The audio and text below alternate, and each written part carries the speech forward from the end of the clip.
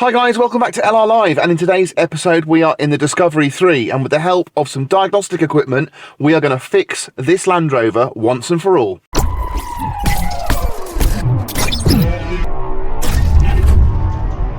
So for those of you who are very keen-eyed, you'll notice in the next scene that I managed to grow a beard overnight, and that is because I'm filming this intro having shot the entire episode. I'm really pleased with what's happened. I'm not going to spoil the ending, but just to let you know that this is all really about diagnostics and how it's so beneficial for you guys to have a diagnostic tool if you've got a Discovery 3 or 4. So I won't spoil any more. I'll just let you watch the video and enjoy learning something new about your Discovery. So I'm going to be focusing on two different kind of diagnostics, and that's only because I've used one in the past on a load of different vehicles, which is Carly, and I've been introduced to a new diagnostic piece of equipment called ICARSOFT. It's a generic unit which is then coded specifically for the model of car that you buy. So this unit is currently £150 plus tax. It's specific for Jaguar and Land Rover. That's all Jaguar and Land Rover models. So if you're lucky enough to have a couple of Land Rovers, different models, this will do both. Now there's an offer on at the moment from LR Parts. They're doing these at £150 all in, so you're saving yourself 20%, which is a really good deal, but it only lasts for 1 week from today when the video goes live. So check in the description if it's still live. If it's not, it's still great value at £150 plus VAT, and I'll tell you why that is the case in a moment. Now, if you're not sure, this is the Carly OBD reader, and that goes into your OBD slot. Now, Carly is an app that you use in conjunction with their OBD reader that plugs in, and it wirelessly connects to your phone, and you can do readings, you can code your vehicle, you can do diagnostics, you can reset. And I have used it really effectively on other vehicles, but primarily Volkswagen and BMW vehicles. So with the ignition on, we simply will read the car. So you navigate the different options on the screen with this these arrows here. It's a bit like a game controller. So I'm going to go down to diagnostics, or it's actually on there initially. You can also set your service reminders. You can reset service requests. So if they're on a timed system, on a mileage system, you can reset the servicing lights on here. The really good thing about this unit, in particular for a Discovery 3 or 4, is that you can recalibrate the steering. Now, we all know that when the steering angle sensor goes out of calibration, it throws up HTC, goes into limp mode, the suspension drops, and you're screwed.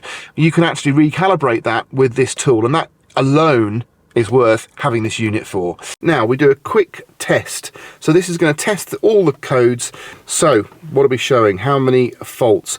According to Carly, we've got 16. This should read the same number. So we've got 20 codes on here. You can go into each module and clear each individual code if you want to, or you can just do a quick erase of all. So it's erasing all of the faults now for us.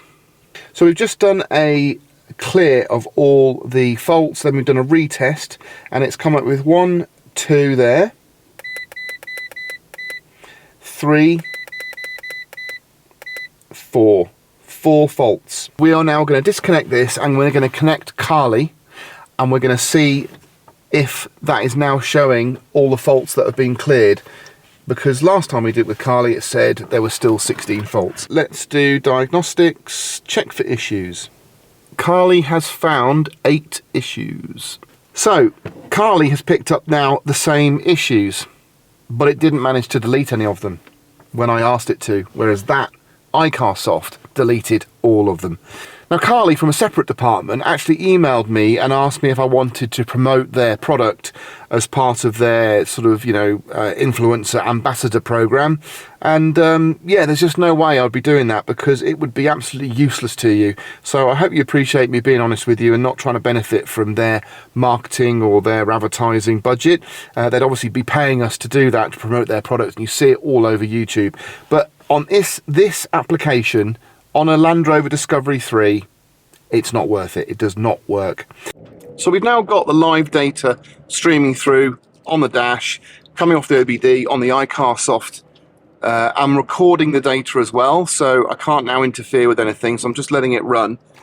I tried to recreate limp mode, and I was successful, so we're now in limp mode. Hopefully now we're going to get some good results on our diagnostic software. It's going to give me a brand new fault code, which hopefully will give me an exact reason as to why we went into limp mode. So let's get back to HQ, we'll get it set up and we'll find out what went wrong. Okay, we're going to go into diagnostics now. Now, the key here is we are going to be looking for basically something new. Engine control module, we've got 3 faults, perfect. Now, we did not have that before. There we go, look at that. Mass or volume airflow, circuit range performance, and fuel rail system pressure too low.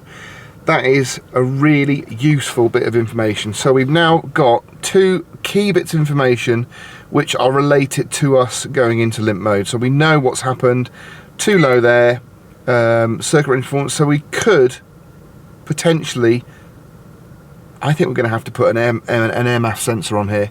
So replacing the air mass sensor is not that complicated. It's just this small little unit here.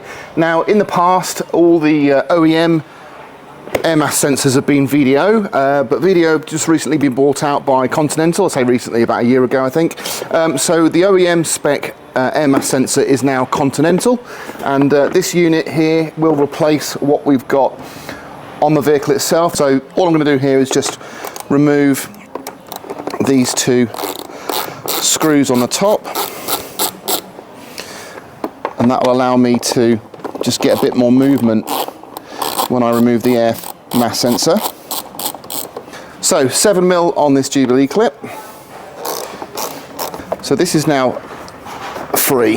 There we go, and just move that to one side. We've actually got one of these fixing screws missing on ours. I can't think that would make too much difference, but it is missing. So clearly it's been either changed or inspected in the past. So we'll just slide that out there. Okay. So on the wire in there, it's actually quite dirty. So we could have possibly cleaned it. That's one option, but we're just going to go for the easiest option, and that's actually replace it. So identical to look at. So you've got an O-ring, a rubber O-ring there that's going to sit in here. I've got my arrow pointing that way. And when you locate them, you have to rotate it so it drops into here. So this lug drops in. So get it into place and then push it in and rotate it. And that's now installed. So it wasn't actually missing. So it only actually takes 1 screw, because when you rotate it, it actually clamps against that housing on the airbox. So we didn't need a replacement after all, but if you do need them, I've just shown you what they are. Now, it's only a plastic housing that you're screwing into, so don't over tighten it, because if you round it off, it's not going to get a nice tight fitment. Just having a quick inspection here on the plug, and that looks all right. There's no sign of corrosion on there, and we'll plug that back in. Now we'll put our air pipe back on. So 2 fixing screws back on here. Now before I nip that one up, I'm just going to tighten my Jubilee clip. And again, it's plastic housing, so you don't want to over tighten it and crack the housing.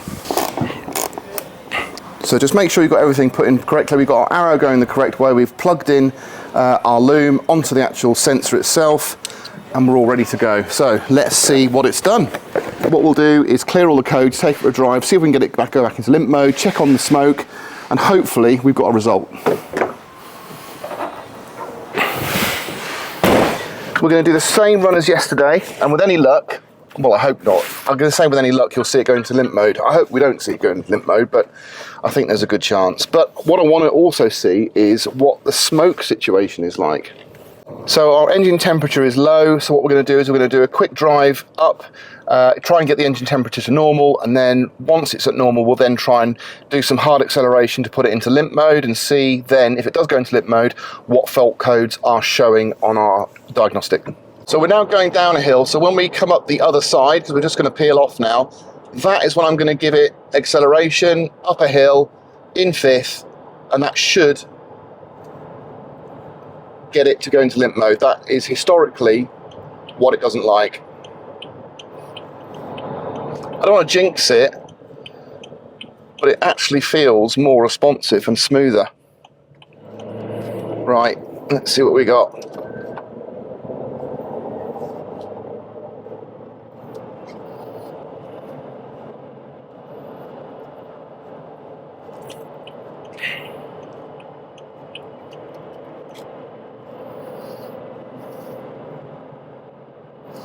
Accelerating in fourth, hard.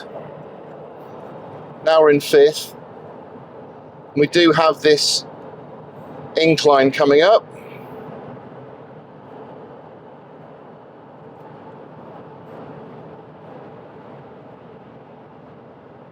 It's going to happen any minute now.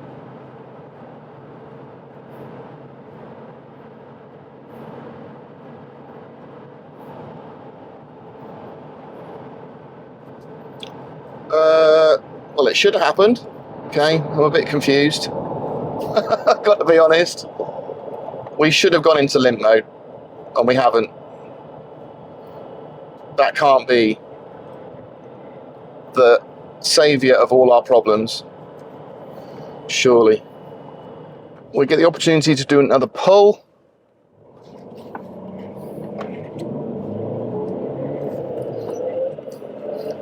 Minimal smoke.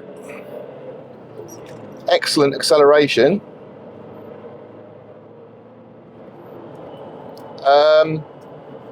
Wow.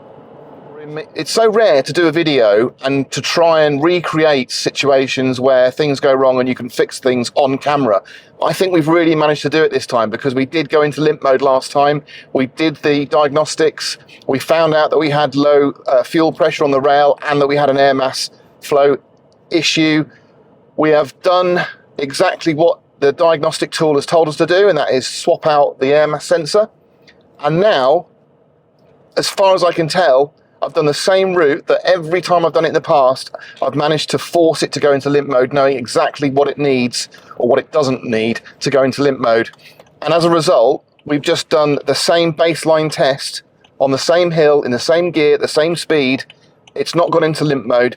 Before I even did that, I did say that the vehicle was feeling smoother and more responsive. There's hardly any smoke, even under really heavy acceleration. I'm hardly seeing any smoke out the back. So really, that diagnostic tool at £150 has potentially saved me hundreds and hundreds, if not thousands of pounds, changing fuel pumps, changing all sorts of things. It's just basically the fix that we were looking for. What a result. Ignition on. Land Rover. Okay, VIN identity. Read. Okay. Okay. Quick test. Scanning. All those properties are correct. We've still got one fault in the engine control module, and that's probably going to be lost connection with VIN or something like that. Let's find out.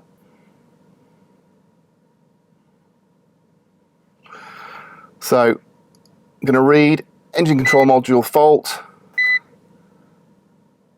read fault code, VIN not programmed or incompatible. Look at that. So we don't have any issues now with our air mass, no issues with our fuel, low pressure. So everything now is talking to each other.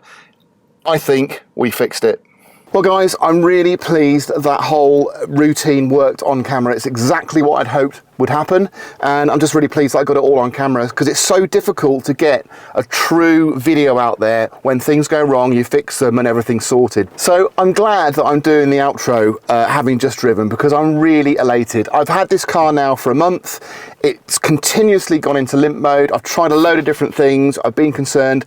And do you know what? The reason I haven't been able to get it sorted is because I wasn't using a decent diagnostic tool. Basically, using that Carly tool has just misdirected me the whole time.